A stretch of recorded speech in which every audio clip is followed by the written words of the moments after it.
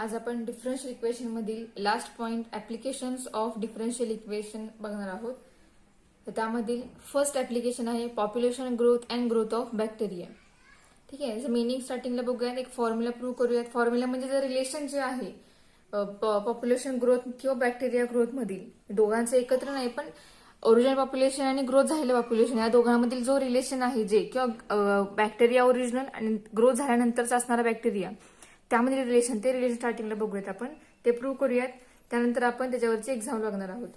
ठीक आहे, तर बघा मीनिंग काय आहे. तर it is non that a number of bacteria in a culture increases with time T. जो बॅक्टेरिया असेल किंवा पॉप्युलेशन असेल ते इन्क्रीज होणार आहे. ठीक आहे, मग it means there is a growth in number of bacteria. Okay, and it the population P increases at time T, then the rate of change of P is proportional to the population present at that time. म्हणजेच काय, population P त्यामध्ये increase त्यामध्ये वाढ होणार आहे काहीतरी something. ठीक आहे, मग इन्क्रीजचा रेट जो आहे त्या पॉप्युलेशनचा, तो रेट जे आपलं ओरिजिनल पॉप्युलेशन असेल, रेट इन्क्रीज होण्याच्या आधीच ते पॉप्युलेशन इन्क्रीज झालेल्या रेट सोबत प्रपोर्शनल असणार आहे. ठीक आहे, आणि त्यावेळेला टायमिंग काय असणार आहे, त्या टाइम टी ला. ठीक आहे, मग टी आपल्याला एक्झाम्पल मध्ये कळेल की आपला टाइम किती असेल, काय असेल ते. तर आपलं रिलेशन काय येईल बघा, आणि दोघांसाठी सेम फॉर्म्युला असणार आहे. फक्त दोघांसाठी आपण व्हेरिएबल्स वेगळे वापरणार आहोत. बॅक्टेरियाला व्हेरिएबल वेगळं, पॉप्युलेशनला व्हेरिएबल वेगळं. जरी दोघांना व्हेरिएबल सेम वापरलं तरी चालेल, फक्त स्टार्टिंगला आपल्याला मेन्शन करावं लागेल की आपण जे व्हेरिएबल वापरतो ते व्हेरिएबल म्हणजेच बॅक्टेरिया आहे का पॉप्युलेशन आहे ते. ठीक आहे, मग पॉप्युलेशनच्या रिलेशनवरून बॅक्टेरियाचं रिलेशन बघणार आहोत. तर बघा आपल्याला सांगितले काय, तर population P increases at time T, then the rate of change of P is proportional to the population present at that time. ठीक आहे, पॉप्युलेशन मध्ये चेंज झाला आहे, त्यामध्ये इन्क्रीज झालेला आहे, म्हणजेच तो इन्क्रीजचा रेट जो आहे तो इन्क्रीजचा रेट हा ओरिजिनल पॉप्युलेशन सोबत प्रपोर्शनल आहे. म्हणजे आपल्याला रिलेशन मिळेल डीपी अपॉन डीटी, हे आहे इन्क्रीजचा रेट, आणि तो प्रपोर्शनल आहे कशासोबत, पॉप्युलेशन पी सोबत. आपल्याला मग त्या वाक्यावरून आपल्याला हे रिलेशन मिळालेलं आहे. मग याच्यात आपल्याला काय मिळेल, तर DP upon DT is equal to K into P.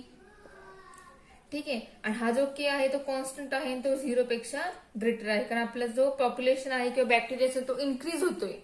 त्यामुळे हा जो के आहे तो 0 पेक्षा मोठाच असणार. स्मॉल असणार आहे का, तर नाही. ठीक आहे, आता बघा आपण व्हेरिएबल्स वेगळे करूया. तर DP upon P is equal to K into DT. On integrating variable separate केले तर इंटिग्रेशन केलं तर आपल्याला काय मिळेल, तर 1 upon P into DP is equal to integration of K into DT. तर के कॉन्स्टंट आहे त्यामुळे तो आहे असं राहणार. 1 अपॉन पी इंटिग्रेशन येईल log P is equal to K into integration of DT is T plus constant C. ठीक आहे, म्हणजे आपल्याला फॉर्म्युला काय मिळाला, तर आपण हे जे इथपर्यंत प्रूव्ह केलं आहे ते आपण एक्झाम्पल मध्ये सुद्धा प्रूव्ह करणार आहोत. कारण एक्झाम्पल मध्ये जसं गिव्हन आहे रिलेशन त्यानुसार आपण हा फॉर्म्युला प्रूव्ह करणार आहोत, आणि मग दिलेल्या व्हॅल्यूनुसार आपण आन्सर फाइंड करणार. ठीक आहे, मग इथपर्यंत जो फॉर्म्युला प्रूव्ह केला आपण, हा इथपर्यंतचा फॉर्म्युला आपण ज्या त्या एक्झाम्पल मध्ये प्रूव्ह करणार आहोत. ठीक आहे, मग हा झाला population growth and growth of बॅक्टेरियासाठी फॉर्म्युला. ठीक आहे, आता फॉर्म्युला प्रूव्ह केल्यावर म्हणजे फॉर्म्युला हा डायरेक्ट आपण एक्झाम्पल मध्ये यूज करणार नाही. आपण जे इथून इथपर्यंत जी प्रोसेस केलेली आहे ती प्रोसेस आपण प्रत्येक एक्झाम्पल मध्ये करणारच आहोत. डायरेक्ट आपण हा फॉर्म्युला वापरणार आहे का, तर नाहीये. ठीक, म्हणजे तुम्हाला समजावं त्यासाठी हे आपण प्रूव्ह केलेलं आहे. त्याच्यानंतर आपण सेकंड जे आहे ऍप्लिकेशन डिफरन्स त्या ऍप्लिकेशन बघूयात. आता ह्यामध्ये बघा व्हेरिएबल कोणते कोणते आहेत, तर पी म्हणजे पॉप्युलेशन आहे, टी म्हणजे टाइम आहे, आणि सी म्हणजे कॉन्स्टंट आहे, आणि के सुद्धा एक कॉन्स्टंटच आहे. ठीक आहे, आता नेक्स्ट याचं ऍप्लिकेशन काय आहे ते बघा. नेक्स्ट ऍप्लिकेशन काय आहे, तर रेडिओ ऍक्टिव्ह डीके. तुम्हाला हे माहिती आहे कारण तुम्हाला हे केमिस्ट्रीमध्ये झालेलं असेलच. तर बघा, we know that the radioactive substance means elements like radium, caesium, ETC हे सगळे रेडिओ ऍक्टिव्ह एलिमेंट आहेत. ठीक आहे, तुम्हाला ऑलरेडी माहिती आहेत. त्याला आपण काय करणार आहे तर डिसइंटिग्रेट करणार आहोत आपण विथ टाइम टी साठी. मग डिसइंटिग्रेट करतोय म्हणजे काय असणार त्या ठिकाणी, म्हणजे त्याचं मिनिंग काय आहे तर it means the mass of substance decreases with time. त्याचं मास ऑफ सबस्टन्स जे आहे ते डिक्रीज होणार आहे, त्यामुळे आपण त्याला डिसइंटिग्रेट करतोय. म्हणजे या ठिकाणी जो रेट असणार आहे स्टार्टिंगचं जो असणार आहे रेडिओएक्टिव्ह एलिमेंट त्याचं स्टार्टिंगचं असणार आहे पोझिशन ते आणि चेंज झाल्यानंतरची पोझिशन त्यामध्ये जो आहे ते डिक्रीजिंगचा रेट तो असणार आहे. त्यामुळे त्या ठिकाणी आपल्याला निगेटिव्ह साईन घ्यावं लागेल. तर बघा पुढचं त्यावेळेस आपण रिलेशन आपल्याला प्रूव्ह करायचे ते बघा स्टेटमेंट काय असणार आहे. तर the rate of disintegration of such elements is always proportional to the amount present at that time. ठीक आहे, मग आपण त्याला मानूयात की let x is the amount of any material present at time t. म्हणजे आपण एक्स मानूया की ते एक्स एवढं मटेरियल हे स्टार्टिंगला प्रेझेंट असेल. मग त्यामध्ये जो चेंज झालेला आहे तो चेंज म्हणजे रेट चेंजिंगचा रेट जो आहे तो रेट असणार आहे मग dx अपॉन dt. बघा आपण काय करतोय तर let X be the amount of any material present at time t. म्हणजे स्टार्टिंगला चेंज होण्याच्या आधी एक्स एवढे एलिमेंट एक्स एवढे मटेरियल त्या ठिकाणी प्रेझेंट असणार आहेत. ठीक आहे, मग त्यामधील जो चेंजिंगचा रेट आहे त्यामध्ये जो चेंज झालेला आहे जे डिसइंटिग्रेशन झालेलं असणार आहे किंवा जे डिक्रीजिंग झालेलं असणार त्यामध्ये जे सबस्टन्स किंवा त्यामध्ये जो अमाऊंट डिक्रीज झाला असणार आहे तो चेंजिंगचा रेट तो या ओरिजिनल या प्रेझेंट सोबत काय असणार आहे या सबस्टन्स सोबत प्रपोर्शनल असणार आहे. म्हणजेच तर चेंजिंगचा रेट काय असणार आहे तर dx अपॉन dt हा प्रपोर्शनल असेल या एक्स बरोबर. एक्स म्हणजे ओरिजिनल प्रेझेंट म्हणजे स्टार्टिंगला जेवढं अमाऊंट असणार आहे मटेरियलचं चेंजिंग होण्याच्या आधी तो आपला एक्स असणार आहे. त्यामुळे जो चेंज झालेला आहे तो चेंज या ओरिजिनल बरोबर प्रपोर्शनल आहे. ठीक आहे, मग आता आपण या ठिकाणी डिसइंटिग्रेशन होतंय म्हणजेच जे अमाऊंट आहे जो मटेरियलमध्ये तो डिक्रीज होतोय इन्क्रीज होतोय का नाहीये. पॉप्युलेशन आणि बॅक्टेरिया हा इन्क्रीज झाला होता त्यामुळे त्या ठिकाणी आपण डायरेक्ट फक्त dx upon dt is equal to किंवा dp upon dt is equal to k घेतला होता k इंटू p. पण इथं डिसइंटिग्रेशन आहे त्याचबरोबर डिक्रीजिंग होतोय या ठिकाणी त्यामुळे इथे येणार मायनस के इंटू एक्स. हे निगेटिव्ह साईन त्यासाठी या ठिकाणी असणार आहे. म्हणजेच या टाईपच्या सगळ्या एक्झाम्पलमध्ये ही कंडिशन सेम असणार आहे कारण प्रत्येक ठिकाणी डिक्रीजच होणार आहेत. त्यामधील जे अमाऊंट प्रेझेंट असतील ते सगळे डिक्रीज होणार आहेत त्यामुळे तिथे मायनस साईनच असणार आहे. ठीक आहे, मग आपण व्हेरिएबल सेपरेट फॉर्म अप्लाय केला तर आपल्याला काय मिळेल dx upon x equal to minus K into dt on integration केल्यानंतर आपल्याला काय मिळेल on integration of 1 upon x into dx is equal to minus K into integration of dt. 1 upon x integration येईल log x is equal to minus K into t plus c. म्हणजे हे मिळालं आपल्याला relation कोणाचं तर radioactive element जेवढे असतील त्या प्रत्येक एलिमेंटचं आपल्याला हे रिलेशन मिळालं. म्हणजे प्रत्येक एक्झाम्पलमध्ये आपण हे सगळी प्रोसिजर अप्लाय करणार आहोत. ठीक आहे, हे झालं second operation second application. Third application जे आहे हाफ लाईफ पिरियड हे सुद्धा याच्यावर डिपेंड आहे ऍप्लिकेशन त्यामुळे आपण परत ते घेणार नाहीये त्यामध्ये सुद्धा आपण हेच करणार आहोत. थोडासा फक्त त्यामध्ये बदल आहे तो बदल तुम्हाला त्या एक्झाम्पलमध्ये समजेल एक्झाम्पल सॉल्व्ह करताना. त्यात आपण फोर्थ ऍप्लिकेशन जे आहे ते ऍप्लिकेशन बघूयात. तर नेक्स्ट ऍप्लिकेशन आहे न्यूटन लॉ ऑफ कुलिंग. आता तो तुम्हाला सुद्धा लॉ झालेला आहे फिजिक्समध्ये बघा.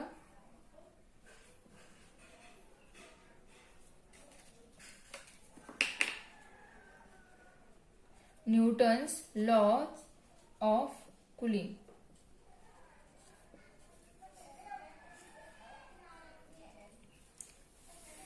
ठीक आहे, तर हा लॉ तुम्हाला ऑलरेडी फिजिक्समध्ये झालेला असेलच तर तो लॉ काय आहे ते पुन्हा एक तुम्हाला सांगते मी. तुम्हाला तो लॉ ऑलरेडी माहिती आहे. तर लॉ काय आहे तर Newton law of cooling state that the rate of change of cooling heated body at any time is proportional to the difference between temperature of body temperature जे असेल ते आणि that of its surrounding temperature means room surrounding medium means room temperature temperature of body and room temperature यातला difference जो आहे तो difference आणि त्यामधील स्टार्टिंगचं जे रेट ऑफ चेंज जो आहे कुलिंगचा तो रेट ऑफ चेंज या डिफरन्स सोबत प्रपोर्शनल मध्ये असणार आहे. ठीक आहे. आता म्हणजे आपण ते रिलेशन प्रूव्ह करून तुम्हाला समजेल लॉ काय आहे तो. तर आपण एक मानूया की थिटा म्हणजेच टेम्परेचर असेल बॉडीचं. ठीक आहे. बघा let theta with temperature of body. ठीक आहे. थिटा बॉडी टेम्परेचर आहे at any time T and theta not. Theta means body temperature आणि थिटा नॉट म्हणजे आपलं रूम टेम्परेचर आपण त्याला कन्सिडर करूया. Theta not is temperature of medium म्हणजेच रूम टेम्परेचर. ठीक आहे. आता आपल्याला सांगितलं काय बघा. The Newton law of cooling states that the rate of change of cooling heated body at any time is proportional to the difference between the temperature of body and that of its surrounding medium. या दोघांमधील difference आणि त्यामधील rate of change म्हणजे काय असणार आहे तर D theta upon d T हा आहे रेट ऑफ चेंज. हा रेट ऑफ चेंज असेल बॉडीचा तो प्रपोर्शनल आहे कशासोबत तर या डिफरन्स सोबत थिटा मायनस थिटा नॉट यासोबत तो काय आहे प्रपोर्शनल मध्ये आहे. म्हणजे आपल्याला न्यूटन लॉ ऑफ कुलिंग ह्या लॉ वरून आपल्याला हे स्टेटमेंट मिळालेलं आहे. ठीक आहे. आता जे बॉडी टेम्परेचर आहे ते काय होतं डिक्रीजिंग होतं त्या ठिकाणी ते बरोबर आहे. रूम टेम्परेचर सुद्धा काय होतं डिक्रीजिंग होतं. त्यामुळे या ठिकाणी आपल्याला आणि आपण डिफरन्स दोघांचा घेतोय बरोबर आहे. त्यामुळे आपण या ठिकाणी आपल्याला या मायनस साइन या ठिकाणी घ्यावं लागेल. म्हणजेच d theta upon d t is equal आपल्याला मायनस के into theta minus theta naught घ्यावं लागेल. कारण याकडे डिक्रीजिंग होणार आहे. याठी कोणतंही टेम्परेचर हे इन्क्रीज होणार नाहीये बरोबर. त्यामुळे आपण या ठिकाणी मायनस साइन घेतलेला आहे बरोबर. ज्या ठिकाणी इन्क्रीजिंग असतो त्या ठिकाणी इथे प्लस साइन येतं. पण ज्या ठिकाणी डिक्रीजिंग होणार आहे मग ते बॉडी टेम्परेचर असेल किंवा सबस्टन्स मधील अमाऊंट असेल काही असेल म्हणजे डिक्रीजिंग ज्या ठिकाणी शब्द येतोय त्या ठिकाणी निगेटिव्ह साइन घ्यायचं. ज्या ठिकाणी इन्क्रीजिंग होणार आहे त्या ठिकाणी इथं पॉझिटिव्ह साइन येणार आहे बरोबर. आता आपण सेपरेट करूया variable. So D theta upon theta minus theta not is equal to minus K into D T. आता इंटिग्रेट करूया. Integrating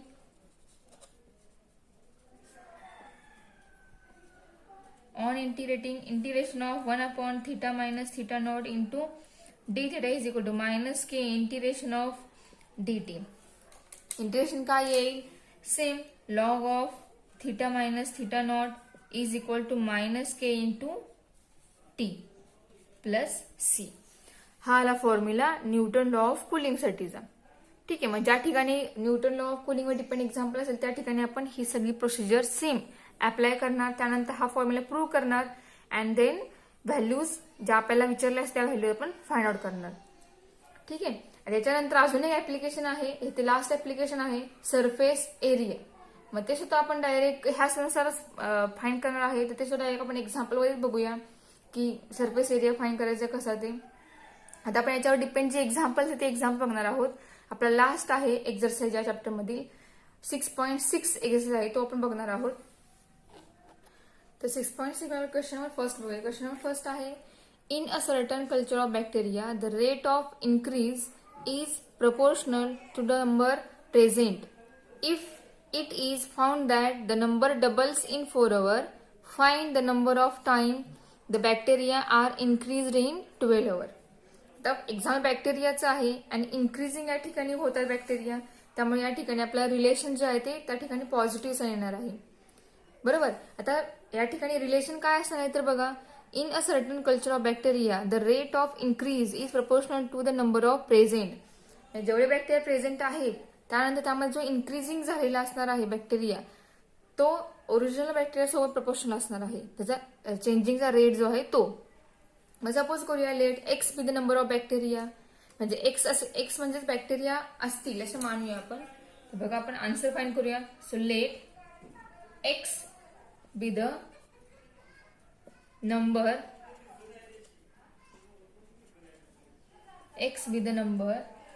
of bacteria in the culture of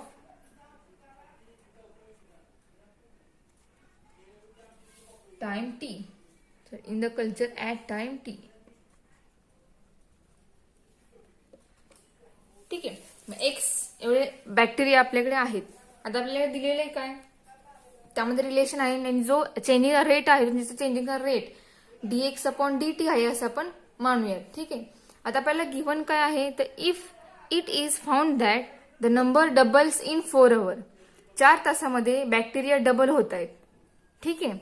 मग find the number of time the bacteria are increased in 12 hours.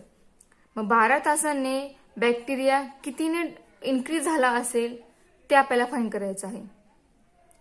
ठीक आहे. Find करू solution. आपले x म्हणजे number of bacteria आहेत आणि त्यामधील चेंजिंग झालेला आहे, जो रेट ऑफ झालेला आहे इन्क्रीजिंग, तो रेट म्हणजे dx अपॉन dt असेल. Then the rate of increase is dx upon dt. हा असेल इन्क्रीजिंगचा रेट. ठीक आहे. आता आपल्याला यामध्ये रिलेशन वरून आपल्याला फॉर्म्युला प्रूव्ह करायचा आहे. तर त्यामध्ये रिलेशन काय दिलेलं आहे, तर हे जे आहे चेंजिंगचा रेट ऑफ इन्क्रीजेस प्रपोर्शनल आहे नंबर ऑफ प्रेझेंट सोबत. म्हणजे आपल्याला मिळेल बघा which is proportional to X. हे प्रपोर्शनल आहे कुणासोबत, या एक्स सोबत. म्हणजे आपल्याला मिळेल dx upon dt is proportional to X. Therefore, dx upon dt is equal to k into x. Then dx upon x is equal to k into dt. Then by integration, on integrating, we get integration of 1 upon x into dx equal to k into integration of dt.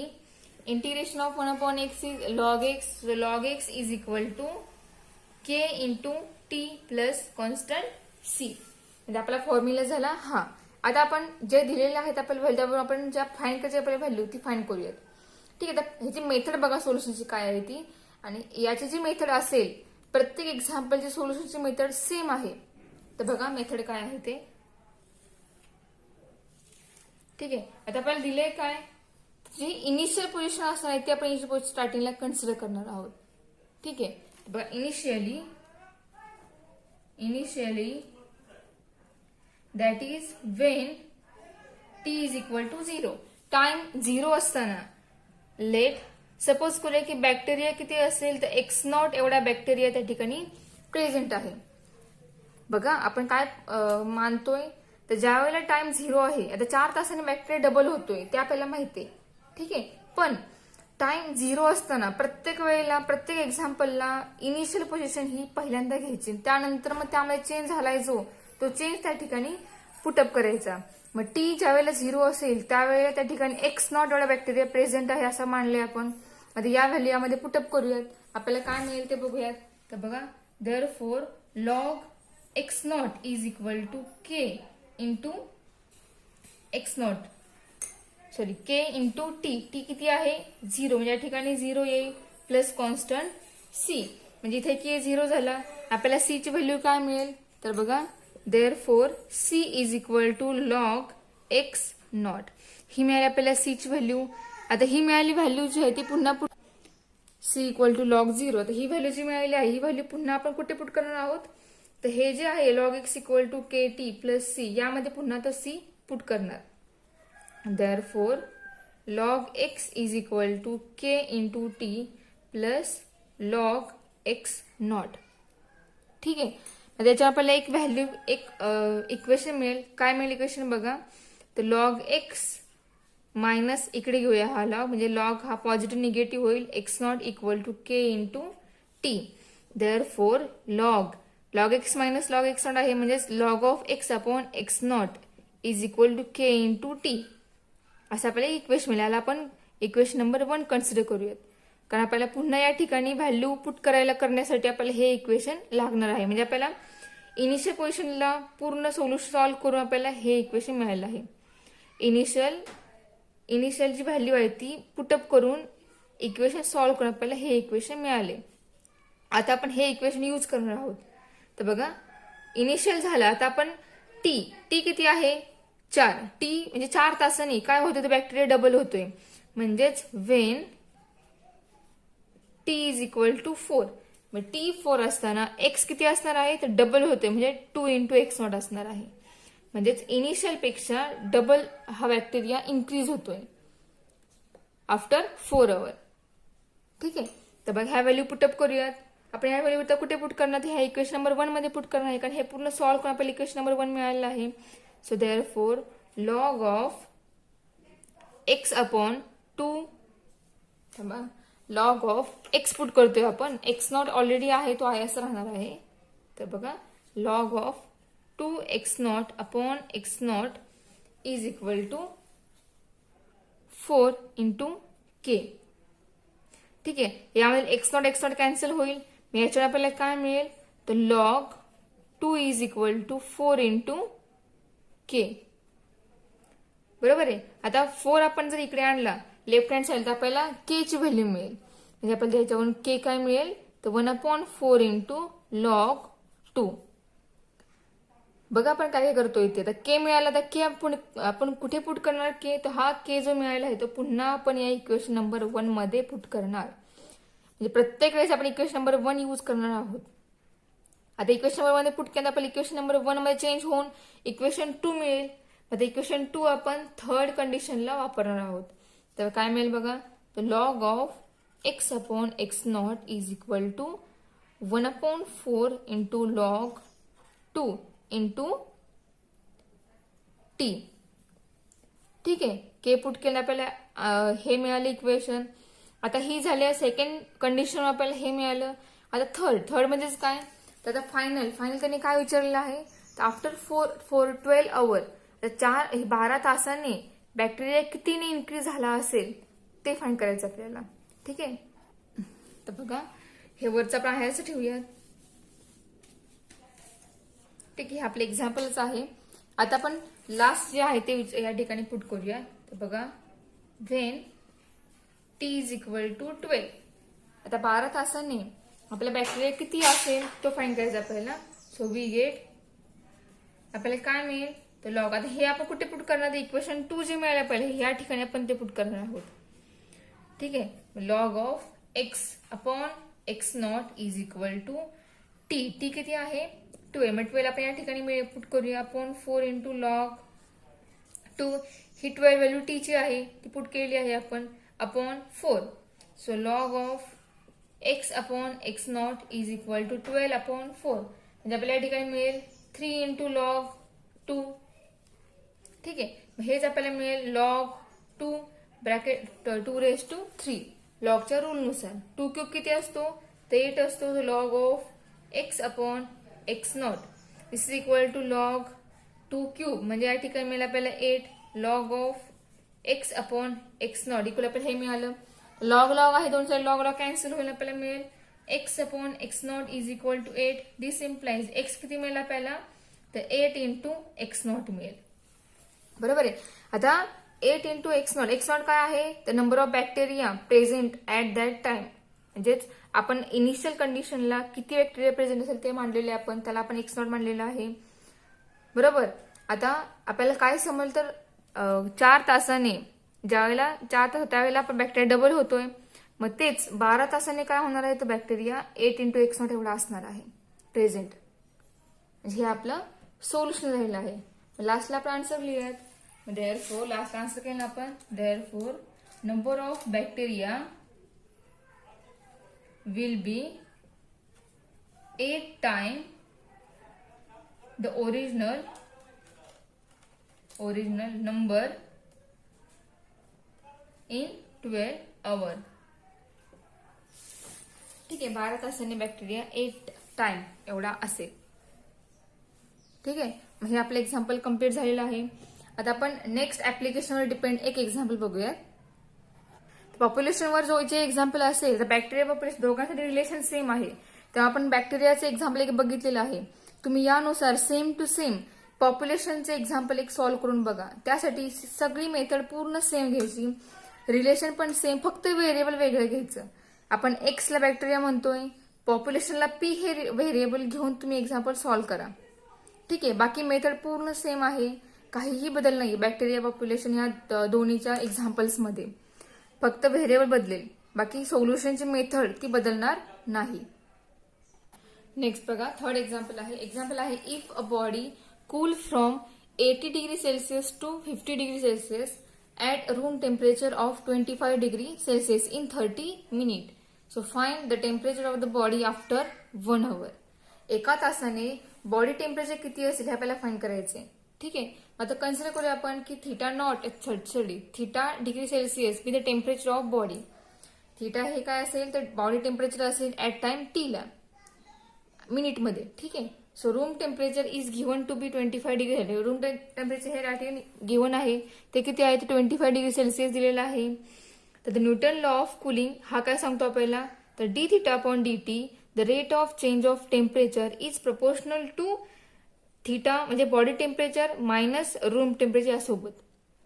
बरोबर, हा आहे आपला Newton law of cooling. ठीक आहे, बघा आपलं example आपण काय केलं, तर थीटा कन्सिडर केलं की थीटा हा काय असेल तर बॉडी टेम्परेचर असेल ऍट एनी टाइम टी साठी, आणि टी जो आहे तो टी मिनिटमध्ये आहे. ठीक आहे, आणि रूम टेम्परेचर हे गिव्हन आहे ते आहे 25 डिग्री सेल्सिअस अँड 30 मिनिटसाठी. बरोबर, मग आता आपला न्यूटन लॉ काय सांगतो, तर Newton law of cooling is d theta upon d T, म्हणजेच तो आहे rate of change of temperature, आणि तो प्रपोर्शन असा आहे कुणासोबत, तर थीटा म्हणजे body temperature minus room temperature ह्याच्या डिफरन्स सोबत, म्हणजे यासोबत प्रपोर्शन असणार आहे. म्हणजेच आपल्याला काय मिळणार आहे, that is d theta upon d t is proportional to theta minus 25. ठीक आहे, आता या बॉडी टेम्परेचर असेल किंवा रूम ते काय होतं, डिक्रीज होतं, त्यामुळे या ठिकाणी आपल्याला निगेटिव्ह साईन घ्यावं लागेल. So d theta upon d t is equal to minus K into theta minus 25. आता व्हेरिएबल सेपरेबल फॉर्म अप्लाय करू, d theta upon theta minus 25 is equal to minus K into D t. The integration apply करूया. So on integrating we get integration of 1 upon theta minus 25 into d theta is equal to minus K into integration of d t. Integration काय येईल, 1 upon theta minus 25चं, तर log of theta minus 25 is equal to minus K into t plus c. हे माझं relation बघा, आपण हेच prove केलं होतं.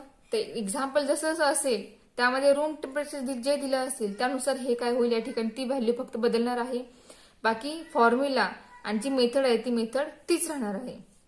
ठीक आहे, आता आपण जे पहिले एक्झाम्पल सॉल्व्ह केलं होतं बॅक्टेरियाचं, ते आणि हे यामध्ये जास्त फरक नाही, फक्त फरक आहे इथपर्यंतचा, ह्या इक्वेशन पर्यंतचा फरक आहे. इथून पुढे आपण जो इनिशियल पोझिशन घेतली, त्यानंतर जी गिव्हन होती कंडिशन ती घेतली, नंतर लास्ट जे आपल्याला सांगितले फाइंड करायचं सांगितलेलं आहे ते पुटअप करून आपल्याला जे हवं आहे ते फाइंड आउट केलं आपण. त्यानुसार आपण हे सुद्धा एक्झाम्पल सॉल्व्ह करणार आहोत. तर बघा, आता इथं आपल्याला फाइंड करायचं काय, तर एका तासाने बॉडी टेम्परेचर किती असले आपल्याला फाइंड करायचंय. आता आपण इनिशियल पोझिशन घेणार आहोत. इनिशियल म्हणजेच काय, तर बघा इनिशियली म्हणजे टी किती असताना, स्टार्टिंगला इनिशियली टी 0 असताना बॉडी टेम्परेचर किती असणार आहे, तर ते आपण घेणार आहोत. त्यानुसार आपण एक व्हॅल्यू फाइंड करणार आहोत. तर बघा, initially t is equal to when t equal to 0 and theta is equal to 80. बघा आपल्याला दिलंय काय, बघा if a body cool from 80 degree Celsius to 50 degree Celsius, म्हणजे 80 पासून 50 पर्यंत बॉडी काय झालेली आहे, कूल झालेली आहे. बरोबर, म्हणजेच इनिशियल पोझिशन आहे 80, म्हणजे टी 0 असताना बॉडी टेम्परेचर हे 80 डिग्री सेल्सिअस एवढं असणार आहे. ठीक आहे, म्हणजे आपण तेच या ठिकाणी घेतलेलं आहे. तर टी 0 असताना थीटा किती असेल, तर 80 डिग्री असेल सेल्सिअस. ठीक आहे, म्हणजे ह्या व्हॅल्यू पुटअप करूया, आपल्याला बघूया आपल्याला सी किती मिळतो, सी फाइंड करूया, आणि सी फाइंड केला तो इथं पुट करूया, आपल्याला एक वेगळा फॉर्म्युला एक मिळेल. ठीक आहे, तर बघा लॉग ऑफ थीटा किती आहे 80, so 80 minus 25 is equal to minus K into t 0 आहे plus c. Therefore, C is equal to log of 80 minus 25 आपल्याला या ठिकाणी मिळेल 55. ही झाली C ची व्हॅल्यू. आता ही व्हॅल्यू आपण कुठे पुट करणार, तर पुन्हा आपण या एक्झाम्पल मध्ये पुट करणार आहोत. कोणता, जे आपल्याला इक्वेशन मिळालेलं आहे फॉर्म्युल्यावरून, जे फॉर्म्युला मिळालं त्या फॉर्म्युल्यामध्ये आपण C पुट करणार. आपल्याला काय मिळेल मग, therefore log of theta minus 25 is equal to minus kt plus log 55. तर लॉग 55 आपण लेफ्ट हँड साईडला घेणार, पॉझिटिव्ह आहे तो निगेटिव्ह होईल, म्हणजेच log of theta minus 25 minus log of 55 is equal to minus K into t. Log theta minus 25 minus log 55 म्हणजे हेच होईल log of theta minus 25 upon 55 is equal to minus K into t. ठीक आहे, मग initial condition आपल्याला हे relation मिळालं. याला आपण इक्वेशन नंबर 1 कन्सिडर करणार आहोत. ठीक आहे, इनिशियली हे झालं. आता दिलंय त्यावरून फाइंड करूया. आता आपण दिलंय काय आपल्या ठिकाणी, तर बॉडी टेम्परेचर काय होते, तर 80 पासून 50 होते. ठीक आहे, at room temperature 25 degree Celsius असताना त्यावेळेला टाइम किती आहे, 30 मिनिट आहे. टाइम 30 मिनिट असताना बॉडी किती कूल होतीये, तर 50 डिग्री सेल्सिअस एवढी कूल होतीये. म्हणजे थिटा आला 50 डिग्री सेल्सिअस आणि टाइम आला 30 मिनिट. तर बघा आपण तेच घेऊया. So now when t equal to 30 and theta equal to 50, t 30 theta 50 असं आपल्याला काय मिळते, therefore log theta 50 minus 25 upon 55 is equal to minus k into 30. आपल्याला याच्यावर बघा k मिळेल, तो k आपण 1 मध्ये पुट करणार आहोत. ठीक आहे, सो लॉग 50 मायनस 25 अपॉन 50 होईल. हे पूर्ण सॉल्व्ह होऊन आपल्याला या ठिकाणी आन्सर मिळणार आहे 5 upon 11 is equal to minus 30 k. आता त्याच्यावरून के काय मिळालं आपल्याला, this simplifies k is equal to 1 upon 30 minus 1 upon 30 into log of 5 upon 11. आता ही के ची व्हॅल्यू आपण इक्वेशन नंबर 1 मध्ये यूज करणार. देअरफॉर 1 बिकम काय मिळेल आपल्याला, log of theta minus 25 upon 55 is equal to minus k. K किती आहे, तर minus 1 upon 30 into log of 5 upon 11 into t. हे मायनस मायनस साइन पॉझिटिव्ह होईल आणि आपल्याला व्हॅल्यू मिळेल t upon 30 into log of 5 upon 11. Log of theta minus 25 upon 55 is equal to. आता second जी आपण कंडिशन घेतली व्हेन टी 30 आणि थिटा 50 असताना आपल्याला हे मिळालं, बरोबर आहे. आता आपण लास्ट आपल्याला जी कंडिशन दिली आहे म्हणजेच टी 1 आवर असताना बॉडी टेम्परेचर किती असेल हे आपल्याला फाइंड करायचं आहे. मग ते आपण डायरेक्ट या ठिकाणी यूज करणार. जो टी आहे तो टी आपण डायरेक्ट या ठिकाणी यूज करणार आणि थिटाची व्हॅल्यू जी आहे ती फाइंड आउट करणार, बरोबर आहे. मग बघा आता आपण या ठिकाणी काय वापरणार आहोत.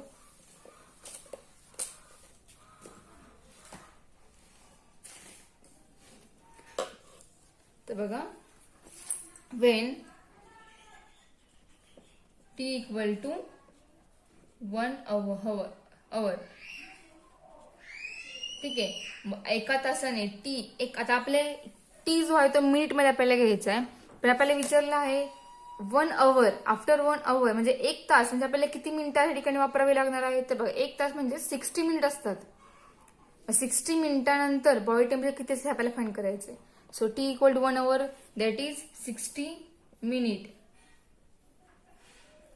then log of theta minus 25 upon 55 is equal to 60 upon 30 into log of 5 upon 11. ठीक आहे, एका तासाने किती येईल बघूया आपण बॉडी टेम्परेचर. तर log of theta minus 25 upon 55 is equal 60 upon 30. हे पूर्ण सॉल्व्ह होईल आपल्याला आन्सर मिळेल 2 इंटू लॉग ऑफ 5 अपॉन 11. हा 2 आहे, हा काय होईल याच्या पॉवर मध्ये जाईल म्हणजे या ठिकाणी मिळेल log of 5/11 bracket square log of theta minus 25/55 is equal आपल्याला हे मिळेल. बरोबर. तर 5/11 स्क्वेअर काय होईल 5 स्क्वेअर 25 आणि 11 स्क्वेअर 121. तर लॉग लॉग आहे लॉग लॉग कॅन्सल होईल. आपल्याला मिळेल theta minus 25/55 is equal to 5 square 25 11 square 121. ठीक आहे. आता आपण हे जे आहे 121 या ठिकाणी बेस एक क्रॉस मल्टिप्लाय करूया म्हणजे बेस कॅन्सल होईल आणि आन्सर फाइंड करूया. सो थिटा मायनस 25 इंटू 121 तो डायरेक्ट 25 इंटू 55 अपॉन 121 या टाइम सॉल्व्ह करू म्हणजे एक ठिकाणी कॅन्सल होईल काही टर्म.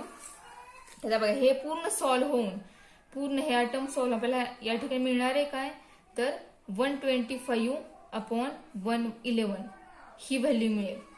बरोबर आहे. काय केलं आपण 121 ला 55 हा डिवाइड या दोघांना मल्टिप्लाय झाला इथे. बरोबर आहे. आणि हे पूर्ण सॉल्व्ह होऊन आपल्याला आन्सर या ठिकाणी मिळाले 125/11. ठीक आहे. आता थिटा मायनस 25 आहे ही व्हॅल्यू काय होईल या टर्म व्हॅल्यू मध्ये ऍड होईल थिटा आपल्याला मिळेल. So theta is equal to 125/11 plus 25. आता इथे बेस सेम करूयात आणि आपला आन्सर फाइंड आउट करूयात. तर बेस सेम आपल्याला कसा होईल तर बघा आपल्याला आन्सर काय मिळेल ते थिटा इज इक्वल टू 400/11 पूर्ण काय सॉल्व्ह केलं आपण तर 125/11 प्लस 25 हे पूर्ण सॉल्व्ह होऊन आपल्याला आन्सर या ठिकाणी मिळेल 400/11 ही जाईल थिटाची व्हॅल्यू. तर हे आपण जर सॉल्व्ह केलं तर आपल्याला आन्सर काय मिळेल 36/36 म्हणजे आपल्याला काय समजलं तर after 60 minute body temperature is 36.36 degree Celsius एवढं असणार आहे. ठीक आहे. बघा मेथड पूर्ण सेम होती. आपण दोन्ही एक्झाम्पलला इनिशियल कंडिशन वापरली. इनिशियल T0 असताना त्या ठिकाणी बॅक्टेरिया किती असेल किंवा बॉडी टेम्परेचर किती ते आपण वापरलं. त्यानंतर ज्या वेळेला जे दिलेला आहे तो T आणि त्यावेळेला बॅक्टेरिया किती असेल किंवा ह्या ठिकाणी टेम्परेचर किती असेल हे आपण घेतलं. ठीक आहे. आणि त्यानंतर मग लास्ट जे दिलेलं आहे आणि फाइंड करायचे काय ते बघून त्या ठिकाणी ती व्हॅल्यू फाइंड आउट केली.